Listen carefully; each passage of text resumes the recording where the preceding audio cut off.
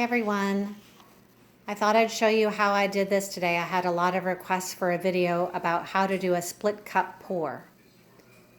So I'm going to move over here and show you that this is what we're going to do. It's a 12 by 12 with 2 split cups on the canvas. Hold on and I'll hand the phone to my son so you can see the cup. That's what we're doing. Okay, so people had asked how I do a split cup pour. Basically what you do is I have Artist Loft turquoise, a little bit of a mixture of old gold from Artist Loft and Basics copper and Basics Mars black. And basically what you do is you take 1 cup in each hand. And notice that I'm doing this on the measuring scale because I measure how much goes in each cup, so I make sure all the ring pours that I'm doing are the same weight.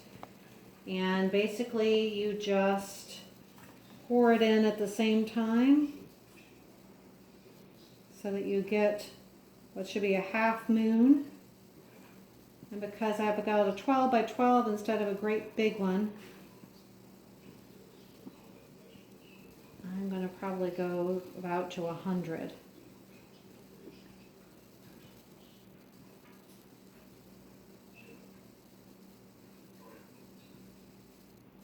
I'm going to go more than that. I'm going to go probably 140.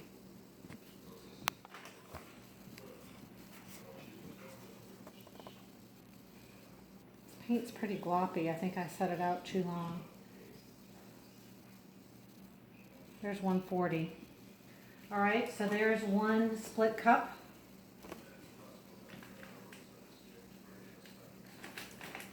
I'm going to put this over here. Pause it. I screwed. All right, and I should have said that I mixed all of my paints with Floetrol 3 to 1. So by weight, 3 parts Floetrol to 1 part paint. All right, here goes another split cup pour. I'll try and keep these. So if I see one's getting ahead of the other, I try and get it so that the line is pretty straight.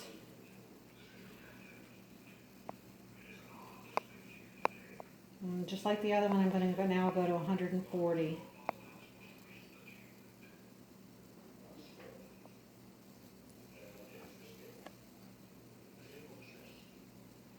A little bit over, but that's okay.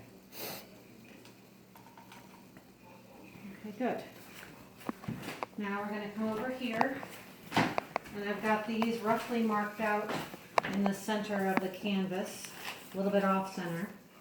And I'm going to pour, I'm going to take this off now, I'm going to pour this first one. I'm going to try and get it to pour out right where those 2 colors meet, where the copper and the black meet. It doesn't always work that way. Sometimes the black is a little shy. So yeah, it's been a little shy for me. This paint is a little too thick for this. Really, it probably needs to be a little bit thinner. And then I just make little swirls. I'm holding the cup really close to the canvas. I'm making little swirls with my wrist and my hand. And I'm staying in the same spot. I'm not moving my hand all over the canvas. That's a different type of pour, wandering ring pour. This is a controlled split cup ring pour. Yeah, this canvas is way too gloppy, or the paint is way too gloppy. Pause it. Okay, I'm getting near the end of the pour. It's coming out really slowly. What I'm going to do is I'm going to stick my hand underneath it and catch it so I don't have any drips that run across the rest of my rings. Here you can see the pour. It's done. This is really important. You take a skewer, make sure it's cleaned off, and then you fix the center just a little bit. Just kind of swirl it around like that to get rid of all those globs that can happen near the end and clear that off again. Okay, now I'm going to move on to the turquoise and black pour. Same idea. I'm going to try and get that black to come out at the same time. I'm starting what looks like really close to the other circle, and it'll push its way in eventually. Yeah, the black came out faster on that one. Pause it. Meow.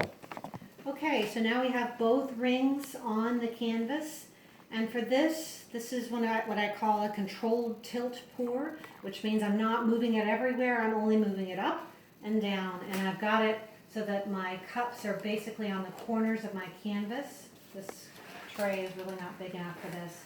But what I'm going to do is I'm just going to lift it up like this and let it run.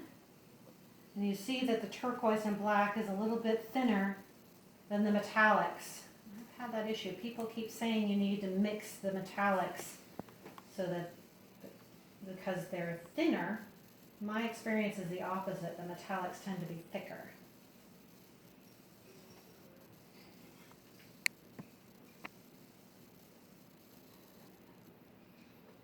So I'm letting that metallic run over the edge.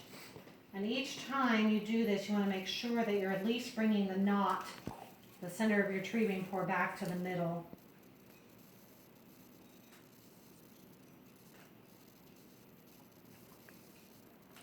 Now I know I did not have a base coat on here, and I did that on purpose because it makes the controlled pour and tilt a little bit more controlled, but sometimes you'll have to add a little bit of paint like this to get one pour going more than the other. So I'm going to add just a little bit of black paint here to see if I can get that copper and black ring to come down where I want it to come down. I saw Julie Cutts do this in a video one time, and so I'm just copying her. I really want to see if I can get this, because it's a little asymmetric right now, isn't it? All right, let's try that. See if that makes it any easier. Nope. Not really.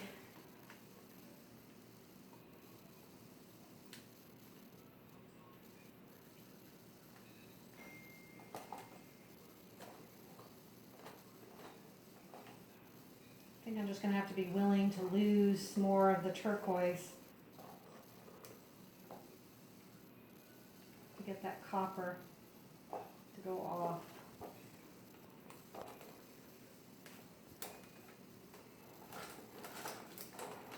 My cups move around sometimes on me.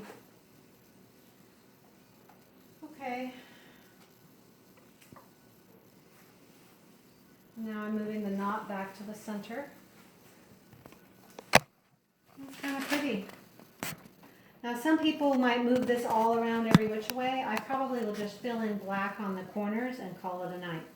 Thanks everyone.